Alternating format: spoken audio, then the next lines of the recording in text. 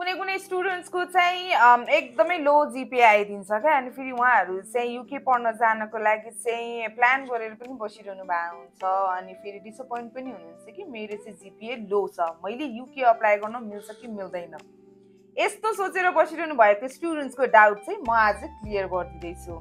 तपाईँले UK apply गर्न मिल्छ। तपाईँको चाहिँ +2 मा इङ्ग्लिसमा बी आएको छ र तपाईँको चाहिँ जिपिए 2.2 मात्र आएको छ भने पनि तपाईँले युनिभर्सिटी अफ रेभेन्सबर्नमा चाहिँ आफ्नो एप्लिकेसन दिन सक्नुहुन्छ। तपाईँले त स्कलरसिप पनि पाउनुहुन्छ, अप टु 3500 पाउन्डसम्मको स्कलरसिप यहाँले पाउन सक्नुहुन्छ। अहिले चाहिँ त्यहाँ दुईवटा कोर्सहरू चाहिँ अभाइलेबल छन्। एउटा भनेको चाहिँ बिएससी हन्स बिजनेस म्यानेजमेन्ट हो र अर्को भनेको चाहिँ BSc Huns business management with international year 1 हो।